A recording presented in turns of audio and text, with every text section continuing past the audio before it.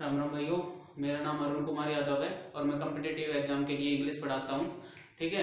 और भाई मैंने जनरल स्टूडेंट को देखा है कि काफी सारे स्टूडेंट होते हैं जो इंग्लिश को याद करते रटते हैं भाई। ठीक है। और मेरा मेन मोटिव क्या है कि मैं आपको ये देना चाहता हूँ इस फॉर्मेट के जरिए कि आप है ना उस चीज को रटे ना, आप उस चीज को समझे कि आपको इन क्वेश्चनों के अंदर डील क्या करना है। मेरे से ज्यादातर स्टूडेंट यही पूछते हैं कि सर हम इंग्लिश वगैरह तो मतलब पढ़ लेते, रूल वगैरह याद कर लेते हैं, लेकिन जब हमारे सामने एग्जाम्पल आते हैं ना तो हम उसके अंदर उसको इम्प्लीमेंट नहीं कर पाते। मतलब बहुत ज्यादा प्रॉब्लम आती है इंग्लिश के अंदर। तो फिर बच्चों से मैं पूछ लेता हूँ, चल भाई बता तेरे को इंग्लिश के अंदर प्रॉब्लम क्या है? अरे सर सब्जेक्ट वीक है मेरा तो ये हो जाता। भाई सुनो, इस चीज को समझो, सब्जेक्ट वीक नहीं होता आपका, सब्जेक्ट वीक नहीं होता। सब्जेक्ट वीक होता तो फिर आपका सभी का ही होता फिर वो सब्जेक्ट वीक, है ना। कुछ बच्चे क्या होते हैं उसके अंदर बहुत ज्यादा इंटेलिजेंट होते हैं, ऐसा क्यों हो रहा है? सब्जेक्ट वीक नहीं है, तुम वीक हो। प्रॉब्लम को समझो और उसका सोल्यूशन निकालो। आपको इंग्लिश के अंदर काम करने की जरूरत नहीं है, आपको खुद के अंदर काम करने की जरूरत है। आपको क्या चीजें समझ में नहीं आ रही, आप इसके रूल वगैरह रट्टे वगैरह करते रहोगे ना तो नहीं होगा आपसे। ठीक है। आज मेरी डेमो क्लास है और मेरे को स्टार्टिंग बेसिक वगैरह बताना था, वो मैं नेक्स्ट क्लास में बताऊंगा आपको। ठीक है। मैं नहीं चाहता कि भाई जैसे मैंने देखे हैं काफी सारे टीचर स्टार्टिंग से कर देते हैं, जैसे कि भाई इंग्लिश एक लैंग्वेज है, लैंग्वेज के अंदर क्या होता है भाई, साउंड होता है, स्क्रिप्ट होता है। ठीक है। फिर उसके अंदर वोवल, कॉन्सोनेंट वगैरह, वर्ड बनाना, फिर फ्रेज बनाना। भाई वो सब चीजें बताऊंगा आपको, सारी चीजें बताऊंगा। लेकिन फिर उससे क्या होगा, अगर मैं पहली वीडियो में आपको ये सब चीजें बताऊंगा तो आप इस चीज को इंटरेस्ट नहीं लोगे। आप अपने यार सुना हुआ है बहुत ज्यादा टीचर से पढ़े हुए, जो जितने भी सारे आप वीडियो देख रहे हैं सारे के सारे कॉम्पिटिटिव एग्जाम के लिए तैयारी कर रहे हैं आप। ठीक है। आप सारे सारे लर्नर है, आप स्टार्टिंग से देखते आ रहे हो आप इन चीजों को। ठीक है। अगर मैं भी वही चीजें दूंगा तो फिर आप इसको भी स्किप करके चले जाओगे और फिर आप एक अच्छा सा मौका चूक जाओगे ना। तो मैंने क्या किया है, इस चीज का थोड़ा सा फॉर्मेट चेंज किया है। मैं आपको कुछ एग्जाम्पल के जरिए बताना चाहूंगा कि मैं आपको पढ़ाऊंगा कैसे। ठीक है। या आप इन क्वेश्चन को कैसे डील करोगे। ठीक है। आप इन चीजों को देखेंगे कि हम इस चीज को ऐसे सीखेंगे और सर हमें ऐसे बताएंगे, तभी आपको मुझ पर यकीन होगा। अदरवाइज क्या होता है भाई, आप इस चीज को स्किप कर देना। ठीक है। और ठीक है, फिर देखते हैं, चलो आ जाओ। अब भाई देखो, सब्जेक्ट अपना इंग्लिश है। ठीक है। अब इंग्लिश के अंदर सीधे से सीधे मैं क्या करता हूँ भाई, सीधे कुछ एक एग्जांपल बता दी मैंने पहले से ही, इसलिए उतारे कि टाइम वेस्ट ना हो। ठीक है। और अब हम इसको डील करते हैं, कैसे डील करते हैं ये चीज देखते हैं। देखो बच्चों से अगर पूछता हूँ, स्टूडेंट से पूछता हूँ, तो ये चीजें इस प्रकार से होती है। देखो भाई, ही is such a man who never tells lies या ए लाई। अब मेरा आपसे भी यही क्वेश्चन है, यहाँ पर क्या आएगा बताओ, टेल्स लाइज आएगा या टेल्स ए लाई? तो जनरली आंसर ये आता है कि भाई वही कहते हैं सर ये वाला ज्यादा सुना हुआ है, टेल्स ए लाई, तो ये ठीक है। ठीक है। और मैं कह रहा हूँ यहाँ पर भाई दोनों ही ठीक है, टेल्स लाई भी ठीक है और ए लाई भी ठीक है। देखो ये भी सिंगुलर है और ये भी सिंगुलर है। होता क्या है कि आप इस चीज को ऐसे देख लो, I can drive a car, ये ठीक है अपने आप में सेंटेंस। ठीक है। हाँ मैं एक कार चला सकता हूं, तो यहां पर ये भी तो ठीक है, आई कैन ड्राइव कार्स, ये भी तो सही है। गलत ये नहीं है, इसके अंदर गलती कुछ और है। उस चीज को समझने के लिए आपको कुछ एक एग्जांपल और समझने पड़ेंगे और आपको है ना जो इंग्लिश को देखने का नजरिया है उस चीज को चेंज करना पड़ेगा। देखो आगे बढ़ते हैं, इस चीज को बाद में डील करते हैं, पहले इस चीज को देखो। This man is so wise. ठीक है। और फिर इसके साथ ही दूसरा एग्जांपल है, this man is very wise. ठीक है। अब इन दोनों एग्जांपल के अंदर डिफरेंस क्या है मेन, तो बच्चे बताएंगे। देखो सर यहाँ पर तो वेरी लगा हुआ है और यहाँ पर सो लगा हुआ है। अब देखो भाई, यहाँ पर वेरी लगा है, यहाँ पर सो लगा। अब दोनों को समझो, वेरी और सो। ठीक है। और ये हम कब यूज करते हैं वेरी और सो? देखो वेरी तब यूज करते हैं जब हम किसी चीज को क्या करते हैं भाई, इंट्रोड्यूस करते हैं, इंट्रोड्यूस करते हैं। जैसे हम किसी चीज का, अब आप इस चीज को एग्जांपल से ऐसे समझ सकते हैं, जैसे मान लो कि आपकी ये जो कार है बहुत ज्यादा शानदार है, बहुत ज्यादा सुंदर है। ठीक है। और अब आप इस चीज को बता रहे हो कि this car is very beautiful, है ना। तो आप इस चीज को ऐसे बता, आप क्या कर रहे हो भाई, किसी चीज को इंट्रोड्यूस कर रहे हो, आप उस चीज के बारे में बता रहे हो। तो ये वेरी तब भी लगेगा ना जब आप किसी चीज को इंट्रोड्यूस करोगे, है ना। और सो कब लगेगा? सो तब लगेगा जब वो पहले से ही क्या हो, ऑलरेडी नाउन। ठीक है। पहले से ही उसे जानते हो, ऑलरेडी उसके बारे में बताओ। तो यहाँ पर इस व्यक्ति के बारे में पहले ही पता था, इस वाइज की डिग्री को बढ़ाने के लिए हमने यहाँ पर कौन सा एडवर्ब यूज कर लिया भाई, सो। ठीक है, दिस इज सो वाइज और this man is very wise. ठीक है, अब यहाँ पर ये चीजें समझ में आ गई, क्यों सो लगाया गया है, क्यों वेरी लगाया गया है। ठीक है, अब आपके लिए एक सिंपल सा क्वेश्चन समझो, नेक्स्ट वीडियो में बताऊंगा उसका आंसर। देखो यहां पर हम लिखते हैं भाई थैंक यू सो मच, जहां तक हम सभी यही लिखते हैं यार।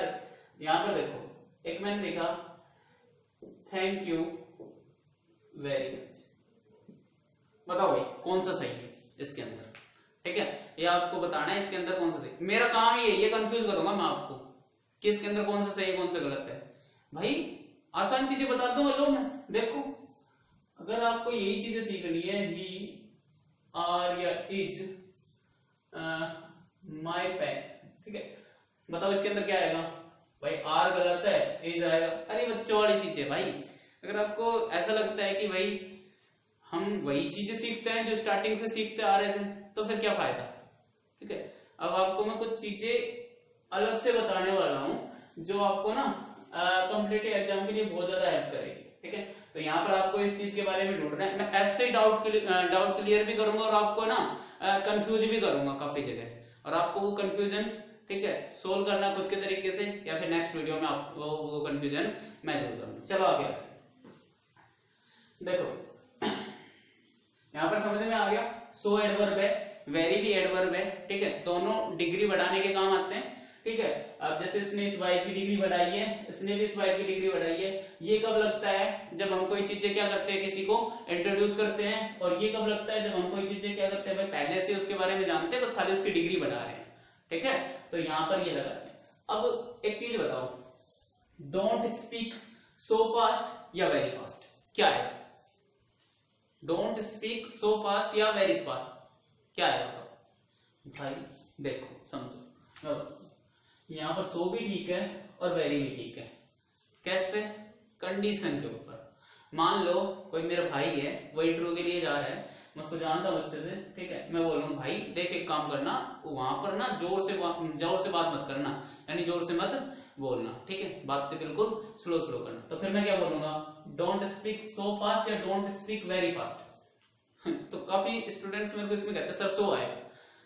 मैंने कहा भाई सो कैसे आएगा, आपके सामने वो बोल रहा है नहीं तो फिर तो आप उसको कह रहे हो कि भाई है ना, आप है ना डोंट स्पीक वेरी फास्ट, आप तेज मत बोलिए। ठीक है, और अगर वो इंटरव्यू देने गया, ठीक है, और अब वो वहां पर जाकर बोल गया इन चीजों को, अब वहां पर इंटरव्यूअर उसको क्या बोलेगा, वो उसके सामने जोर जोर से बोल रहा है, तो वो क्या बोलेगा, डोंट स्पीक वेरी फास्ट या डोंट स्पीक सो फास्ट। अब भाई ये चीजें उसको पता है, ये चीजें उसके सामने हो रही है, ये चीजें वो जानता है ऑलरेडी नाउ, तो अब क्या कहेगा वो वहां पर सो फास्ट। ठीक है ना, तो यहाँ पर सो और वेरी का मतलब आपको पता चल गया कि सो कब लगता है और वेरी कब लगता है। हम इन चीजों को ऐसे ही डील करेंगे आगे। चलो मैं कुछ एक एग्जांपल से और बताता हूं आपको। देखो, I don't like such people. अब जैसे सो और एज को बढ़ाया ना हमने, सो और वेरी को, सो और वेरी, है ना, सो और वेरी को बढ़ाया। वैसे ही हम अब देख रहे हैं हमारे सामने एक और वर्ड आया है सच। ठीक है, कुछ टीचर्स इसको डिटरमिनर्स बोलते हैं। ठीक है, मैं इसको सिंपली एडजेक्टिव बोल देता हूँ। ये काम एडजेक्टिव वाला करता है, और कैसे करता है ये चीजें देखने को हमें मिलेगी। देखो, I don't like such people as always come late, है ना। अब इन चीजों को देखो भाई, यहां पर क्या लिखा है, आई don't like such A people. ठीक है, मुझे ऐसे लोग पसंद नहीं है एज ऑलवेज कम लेट, जो कि हमेशा क्या आते हैं भाई, लेट आते हैं। अब यहां पर सच किसके लिए आ रहा है भाई, इस पीपल के लिए। तो और पीपल क्या है, ये नाउन है। ठीक है, और नाउन को क्वालिफाई करने वाला क्या होता है भाई, एडजेक्टिव। ठीक है, यहां पर ये सच क्या है, एडजेक्टिव। अब आपने रूल पढ़े होंगे, मैं फिर से वही बात करूंगा आपके सामने कि रूल, ठीक है, लेकिन मैं रूल रट्टे नहीं मरवाऊंगा आपसे बिल्कुल भी। मैं आपको समझाऊंगा कि ये एक्चुअल में आया कैसे। अब देखो, सच के साथ एज भी आता है, आपको पता है, सच के साथ एज आता है, आपको पता है। ठीक है, और सच के साथ दैट भी आता है। लेकिन जब एज आता है ना तो इसका मतलब कुछ और होता है, और दैट आता है तो इसका मतलब कुछ और होता है। देखो एज आता है तो ये क्या होता है, अपने आप में रिलेटिव प्रोनाउन होता है। आपने पढ़ा होगा रिलेटिव प्रोनाउन, ये है ना एक सेंटेंस के अंदर दो काम करता है रिलेटिव प्रोनाउन। कैसे, देखो एक सेंटेंस के अंदर ये है ना सब्जेक्ट और ऑब्जेक्ट भी बनेगा, ठीक है, दो वाक्यों को जोड़ेगा, कंजक्शन का भी काम करेगा, ठीक है। और इसको हम बोलेंगे एक तो प्रोनाउन बनेगा और एक क्या बनेगा, कंजक्शन बनेगा। तो हम इसको बोल सकते हैं प्रोकंज। क्या बोल सकते हैं भाई इसको, प्रोकंज। ये काम क्या करेगा, सेंटेंस के अंदर सब्जेक्ट ऑब्जेक्ट बनने का भी काम करेगा, और क्या करेगा उस चीज के अंदर भाई, कंजक्शन यानी दो सेंटेंस को जोड़ने का काम भी करेगा। कौन, एज। और जब सच के साथ दैट आता है ना तो ये ओनली क्या बनता है, कंजक्शन। क्या बनता है आपका, कंजक्शन, खाली कंजक्शन बनता है, ये सब्जेक्ट ऑब्जेक्ट बनने का काम नहीं करता। अब जब हमें इतना पता चल गया तो हम इस सवाल को सही कर सकते हैं कि भाई यहाँ पर सो आएगा या एज आएगा, या फिर यहाँ पर ये एज ही क्यों आया। देखो I don't like such A people, यहां तक अगर मैं बात करूं, ये देखो I don't like such A people, यहां तक बात करूं कि अपने आप में एक स्टेटमेंट है ये वाला, ठीक है। एज ऑलवेज कम लेट, ठीक है, एज ऑलवेज कम लेट, ये अपने आप में एक स्टेटमेंट है, ठीक है। अब ये देखने को मिलेगा ये कम एक वर्ब है, इस वर्ब का सब्जेक्ट बनने का काम कौन कर रहा है, भाई एज, ठीक है। अब इन दोनों सेंटेंस को, इन दोनों स्टेटमेंट को जोड़ने का काम भी कौन कर रहा है, एज। तो यहां पर सच के साथ हमने क्या यूज किया है, एज। सच के साथ क्या यूज किया है, एज, ठीक है। तो यहां पर आपको पता चल गया ना सच के साथ एज कब यूज होगा और दैट कब यूज होगा। चलो एक दो एग्जांपल से और समझ लेते हैं इनको। देखो मेरे सामने एक एग्जांपल और है, he is such a good man, he is such a good man that everyone likes him. अब यहां पर दैट जुड़ गया, क्यों जुड़ गया दैट, इस चीज को समझो। यहां पर अगर मैं ये देखूं, ठीक है, he is such a good man, such के साथ एज भी आ सकता है और दैट भी आ सकता है। यहां पर एज क्यों नहीं आया और दैट ही क्यों आया, इस चीज को समझो। एज आएगा जब दो काम करेगा, या तो सब्जेक्ट ऑब्जेक्ट बनेगा। दूसरा स्टेटमेंट देखो, everyone likes him, subject verb और ऑब्जेक्ट, इसके पास तो पूरे है, तो यहां पर एज की जरूरत ही क्यों है। आपको सिंपली कंजक्शन चाहिए जो इन दोनों क्लोज को या इन दोनों स्टेटमेंट को जोड़ दे, इन दोनों स्टेटमेंट को जोड़ दे, और वो जोड़ने का काम एक कंजक्शन भी कर सकता है। तो यहां पर सच के साथ क्या आया भाई, आपका दैट। सच के साथ क्या आया आपका, दैट, ठीक है। तो समझ में आ गया होगा आपको सच के साथ दैट कब आता है, ठीक है। सो के साथ भी ऐसे होता है, सो के साथ भी एज भी आता है और दैट भी आता है, ठीक है। अब सो के साथ देख लेते हैं। देखो भाई, the man is so good, the man is so good that everyone likes him, वही वाली बात है भाई, ये एक स्टेटमेंट है, ठीक है, और ये एक स्टेटमेंट है। दोनों को जोड़ने का काम करना है, जोड़ने का काम कौन करता है, कंजक्शन करता है, और कंजक्शन यहाँ पर अपने आप में क्या है भाई, दैट है, ठीक है। भाई दैट रिलेटिव प्रोनाउन भी होता है, लेकिन वो है ना सिमिलर के लिए नहीं आता। देखो who, whom, whose, ठीक है, that, ये सारे है ना रिलेटिव प्रोनाउन होते हैं, लेकिन सिमिलर के लिए क्या होता है भाई, एज। अब आप सर सिमिलर ये कहां से वर्ड ले आए भाई, इस चीज को समझो। देखो एक एग्जांपल से समझते हैं हम इस चीज को। कहां लिखूं मैं इस चीज को, हाँ यहां लिख देता हूं। देखो ये देखो, इसको रफ कर देता हूं, आप उतार लेना बैक करके। The man is so wise, the man is so wise. अगर मेरे को इसको किसी से कंपेयर करना है, सिमिलर करना है, किसी के बराबर करना है, तो मैं यहां पर लिख सकता हूं एज यू, एज यू। तो यहां पर ये सो और ये एज क्या काम कर रहा है भाई, यहां पर कंजक्शन काम कर रहा है, सिमिलरिटी ला रहा है इस मैन के अंदर और इस यू के अंदर, ठीक है। अगर मेरे को ये सीधा स्टेटमेंट है, यहां से हटा देता हूं तो ये क्या हो जाता है, the man is so wise, उसकी भाई क्वालिटी बता रहा है उस चीज की, ठीक है, कैसे है भाई वो वाइज है, ठीक है। अगर मेरे को क्या करना है, सिमिलर करना, किसके जितना, सो को अगर आगे बढ़ाना है मेरे को, तो एस से जोड़ के मैं उस व्यक्ति को लिख दूंगा, हाँ भाई इसके जितना। समझ में आई ये वाली बात। अब देखो ऐसे ही सच के साथ एज भी आता है, दैट भी आता है। एज कब आता है, जब वहां पर रिलेटिव प्रोनाउन की जरूरत पड़ती है, ये मैं चीजें बता चुका हूं, ठीक है। अब आपके सामने एक एग्जांपल और है, ये देखो वही बात है भाई, सच और सो एक दूसरे के सब्स्टिट्यूट हो गए या नहीं हो गए, हो गए ना। यहाँ पर सच भी लिख दिया और हमने सो भी लिख दिया, लेकिन सो एक एडवर्ब होती है, सो क्या होती है, एक एडवर्ब होती है, और सच क्या होता है, एक एडजेक्टिव होता है। सच आएगा किसी नाउन के लिए, ये मैन नाउन है, इसके लिए आया है, और सो किसके लिए आएगा, या तो वर्ब के लिए आएगा, एडजेक्टिव के लिए आएगा, ठीक है, या एडजेक्टिव फ्रेज के लिए, यानी एक एडवर्ब का काम करेगा। तो यहाँ पर गुड क्या है भाई, ये गुड क्या है, अपने आप में एक एडजेक्टिव है, और एडजेक्टिव की क्वालिटी बताने के लिए यहाँ पर क्या है अपना सो।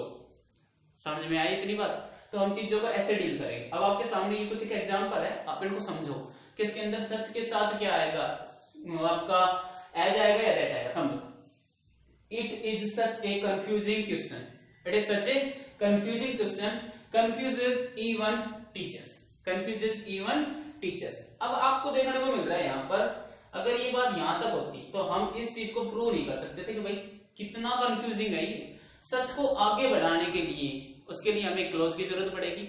अब एक क्लोज या फिर एक स्टेटमेंट की जरूरत पड़ रही है, तो हम इस स्टेटमेंट को किससे जोड़ सकते हैं, हम दैट से भी जोड़ सकते हैं, ठीक है, और एज से भी जोड़ सकते हैं, दैट से भी जोड़ सकते हैं और एज से भी जोड़ सकते हैं। आएगा क्या, अब आप इस चीज को सोचो। अब देखो यहां पर ये वर्ब है, ठीक है, ये इस वर्ब का क्या है, ऑब्जेक्ट है।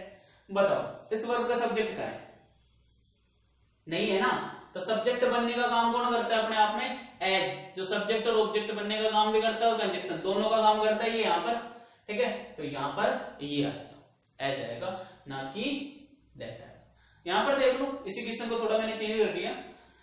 It is such a confusing question, blank even teachers get confusion, blank even teachers get confusion. अब यहाँ पर क्या आएगा, ये आपके लिए क्वेश्चन है, आप इसको बताना पड़ेगा आपको कि यहाँ पर क्या आएगा। देखो यहाँ पर एक अपने आप में एक स्टेटमेंट है कि it is such a confusing question, ठीक है। अब यहाँ पर सब्जेक्ट क्या है भाई, टीचर, यहाँ पर ये वर्ब क्या है, गेट या फिर कंफ्यूज, क्या वर्ब है बताओ, समझो इस चीज को। यहाँ पर क्या है, देखो भाई, अगर मैं यहाँ पर लिखूं आपके सामने दैट लिख दिया, ठीक है, तो यहां पर ये दैट क्या काम करेगा, ये खाली इन दोनों सेंटेंस को जोड़ेगा, ये खाली इन सेंटेंस को जोड़ेगा, ना कि किसी भी सेंटेंस का सब्जेक्ट या ऑब्जेक्ट बनने का काम करेगा। एक्चुअल में यहां पर हमें किस चीज की जरूरत है बताओ, यहां पर किस चीज की जरूरत है। अच्छा एक चीज सोचो, देखो अगर मैं यहां पर ऐसे लिखूं आपके सामने एक सेंटेंस, इसी को क्वालिफाई करने के लिए, यहां देखो, अगर इस सेंटेंस को मैं ऐसे लिखूं कि आई वेंट, ठीक है, आई वेंट, तो क्या ये सेंटेंस कंप्लीट है अपने आप में, आई वेंट, मैं गया, नहीं है ना, लेकिन अरे है भाई, है, कंप्लीट है। लेकिन अगर मैं इस सेंटेंस को ऐसे लिख दूं, आई वेंट टू, अब कंप्लीट है, अब नहीं है कंप्लीट सर। अब इसके आगे आप इस टू प्रीपोजिशन का क्या लिखना पड़ेगा आपको, ऑब्जेक्ट लिखना पड़ेगा। अब टू प्रीपोजिशन का ऑब्जेक्ट क्या होगा, चाहे कुछ भी लिख सकता है, आई वेंट टू दिल्ली लिख दिया मैंने, जयपुर लिख दिया, ठीक है, जयपुर लिख दिया, अमेरिका लिख दिया, कुछ भी लिख सकता हूं मैं इसका ऑब्जेक्ट, यानी प्रीपोजिशन का एक ऑब्जेक्ट लिखना जरूरी होता है। लेकिन आपने एक चीज देखी, वर्ब का ऑब्जेक्ट लिखना जरूरी नहीं होता भाई, लिखो तो लिखो, मत लिखो, वो सेंटेंस के अकॉर्डिंग, मीनिंग के अकॉर्डिंग होता है। तो यहां पर देखो, यहां पर इस वर्ब का ऑब्जेक्ट या इस वर्ब का ऑब्जेक्ट आपको लिखना है ना, जरूरी नहीं होता। तो यहाँ पर सीधा किसकी जरूरत है भाई, कंजक्शन की जरूरत है, और कंजक्शन का काम हमारा कौन कर जाता है, अपना दैट कर जाता है। तो यहाँ पर एज लिखना गलत होगा। एक क्वेश्चन और है आपके सामने, बहुत अच्छा सा क्वेश्चन है, देखो, I have never watched such A movie, blank he is talking about. चलो इस चीज को समझते हैं। यहां पर मैंने कहा I have never watched such A movie, तो सच के साथ आपको पता है, जैसे कि यहां पर भी था सच, यहां पर भी था सच, के साथ आता क्या है, एज आ जाएगा या फिर दैट आ जाएगा, डिपेंड करेगा कि वहां रिक्वायर्ड किसकी है, जरूरत किसकी है। देखो सच में ये एक स्टेटमेंट हो गया, दूसरे स्टेटमेंट देखते हैं, ही क्या हो गया, सब्जेक्ट हो गया, यहाँ पर एज क्या, हीज क्या हो गया भाई, हेल्पिंग वर्ब होगी, टॉकिंग क्या हो गई, वर्ब हो गई, और ये क्या हो गया, प्रीपोजिशन हो गया। पिछला वाला एग्जांपल ध्यान आ रहा है, प्रीपोजिशन का ऑब्जेक्ट होना जरूरी है। आप ऐसा नहीं लिख सकते कि जैसे मैंने अगर एक सेंटेंस को ऐसे लिखा, देखो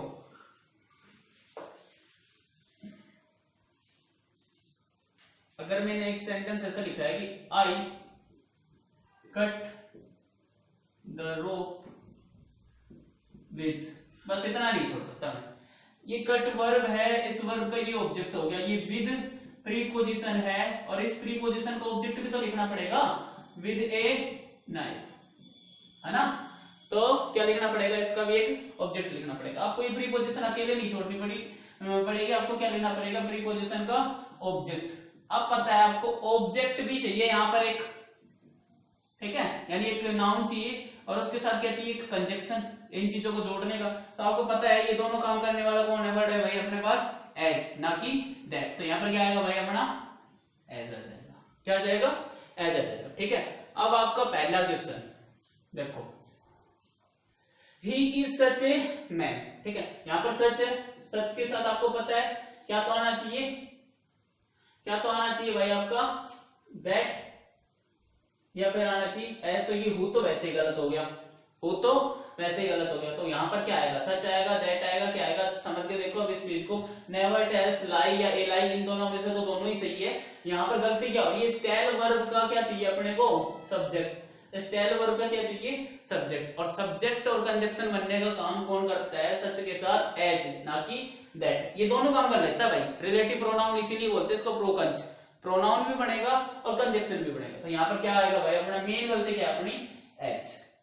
तो भाई हम इस चीज को ऐसे ही डील करेंगे, इस चीज को ऐसे ही देखेंगे कि हमें इन चीजों को कैसे समझना है। होप सो आपको समझ में आया होगा, ठीक है। आगे जितने भी लेक्चर होंगे हम उसको बेसिक से स्टार्ट करेंगे। ये मैंने स्टार्टिंग में डेमो दिया था आपको कि हम इन चीजों को पढ़ेंगे कैसे। अब आपको ये चीजें रटने की जरूरत नहीं पड़ेगी। सच के साथ एज भी आ सकता है, सच के साथ दैट भी आ सकता है, सो के साथ एज भी आ सकता है, सो के साथ दैट भी आ सकता है। सर हम क्या डालें, यहाँ पर सच लिखा है, अगर मैंने यहाँ पर दैट लिख दिया, अरे सर सच और दैट तो आता ही है, ठीक है, ये यहाँ पर आप सीधा करके चले जाते हैं, गलती तो पकड़ में ही नहीं आती आपको, है ना। तो आप इन चीजों को रटे ना, आप इन चीजों को समझे। सच के साथ एज कब आता है, जब आपको रिलेटिव प्रोनाउन की जरूरत पड़ती है। सच के साथ दैट कब आता है, जब आपको नॉर्मल कंजक्शन की जरूरत पड़ती है। सो के साथ एज कब आता है, दैट कब आता है, ये चीजें आपको समझनी पड़ेगी। अब ये तो एक है ना रूल था, उस रूल को मैंने एक्सप्लेन कर दिया, ठीक है। सो कब आता है, वेरी कब आता है, ये चीजें कब होती हैं, ये आपको अगर समझ में आ जाएगी ना, तो आप इस चीज के अंदर गलती नहीं करेंगे। और हम अब आगे की जो नेक्स्ट वीडियो होगी उसके अंदर बेसिक से स्टार्ट करेंगे, ठीक है भाई। राम राम, धन्यवाद।